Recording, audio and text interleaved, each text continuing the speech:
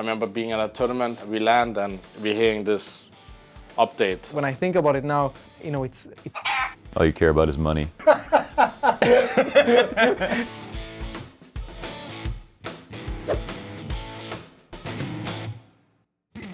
10 years of CSGO, 10 years of CSGO updates, for better or for worse at times, and that's what we're here to discuss in a little bit more detail. It's the update that removed the Molotovs slowing people down, and that removed the ability to throw Molotovs across the whole map. That is a boomer one. Ooh. Yeah. I went way back in the time machine. Yeah, that's good though. Imagine today's game if Molotovs slowed people down. Yeah. That'd be a nightmare. Or Yeah. you couldn't extinguish them, because that was an update too. I don't know if it was the same one. I think the best CSGO update is always new maps. I think it's always interesting. So yeah, for example, the last time Asia came out and trying to work on that map, I always love when there's a new map. It just throws me into a hole of trying to figure out the maps. Personally, I wouldn't have liked Train to leave the map pool, but I feel like it's refreshing to get a map that no one had any clue of. People usually want maps to get back into the game, like Tuscan or Cobblestone maybe back. I think we could start the year in January with a new map every time. I think that would make sense, so people have time before the major to do it, and then people have time in the Christmas break to kind of figure out the map, and the first tournament would be in February to kind of test the waters. I think the best update, and which is not a specific one, but it's kind of the idea of like bringing new maps to the game, but like putting them inside the map pool, so actual pro players start playing them and learning them. Focus on a new map and like start learning everything, the basics, and see how the meta changes even. Like, I think these are the nicest updates to the game. I think the best updates is dropping grenades.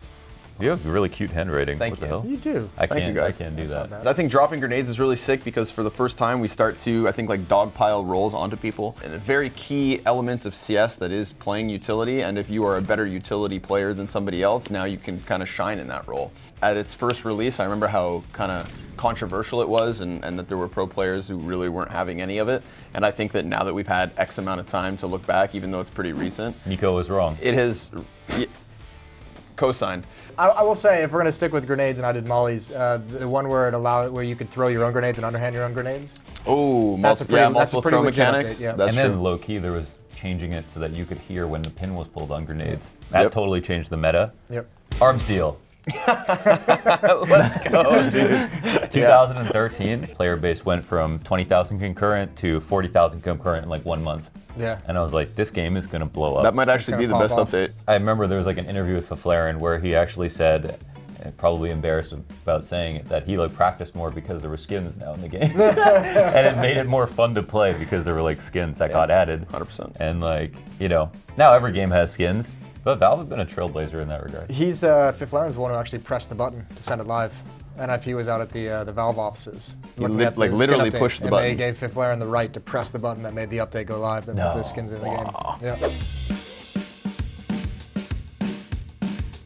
CSGO's worst update, when the Revolver came out, and still the Revolver seems like the most useless gun there is, and it's really hard to find like a good balance with this weapon. When they bring this weapon out, it was like a one-shot kill almost, or even I think it was, and it was ridiculously OP. One day I wake up, I come back from school, and I see basically a revolver weapon in the game that one-shots people from like, it's stronger than open, stuff like that, and it costs $800. I liked it because it was easy to play with it, but when I think about it now, you know, you cannot play with that. I remember being at a tournament, we land and we're hearing this update about a revolver, and like, I'm like, oh, is this a joke, or what is this new pistol? And then I just see one bullet and people are dead, and oh my god. So yeah, I think the revolver has been the worst one, has been useless since, because they haven't tried to fix it or do anything with it. Ladder climb speed slowed. Ooh. No one cares about that except for the KZ community. We are a small but dedicated community. Ladder climb speed slowing down meant that you couldn't do certain jumps. Like for example, on Nuke, you used to be able to fly from the ladder going up into the site all the way into the site without touching the ground. You can't do that now because they slowed the ladder speed. And the reason they did it was because they introduced the new models that had updated hitboxes and stuff. So all the models now, when they climb, look like Spider-Man when you climb up ladders. And they literally slowed it down just to match the animations so they look natural. But I'm going to say removing fantasy pick'em elements during the majors. So there was a couple of majors where you used to be able to buy players' autograph stickers to make fantasy teams while you were watching the event. All you care about is money. All right, Arms Race, I started my YouTube channel. Not arms race, Moses. Arms deal. Whatever. Yeah.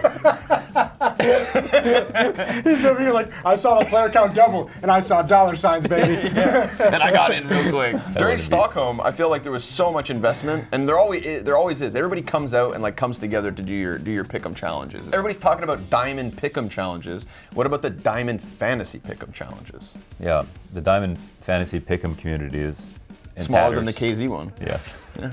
Moses, bring it home. Yeah, I actually did too. I changed my mind halfway through, but this is what I'm sticking with right now. Is the map 3 randomizer that we used to have when they brought in Cobblestone and Overpass. This was like Cologne 2014.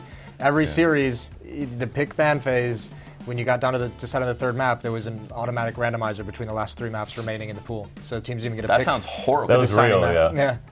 And that was when NIP won, because the randomizer, they were really good at Cobble, the original Cobble. Yeah. And the randomizer picked Cobble for them, like in the quarterfinals and in the semifinals Kept as the picking third Cobble, map. actually.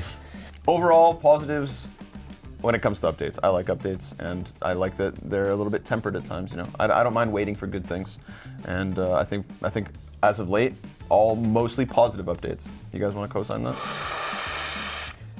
OPM. Copiums. See us in a good place. So are we. Let's leave it there. Goodbye.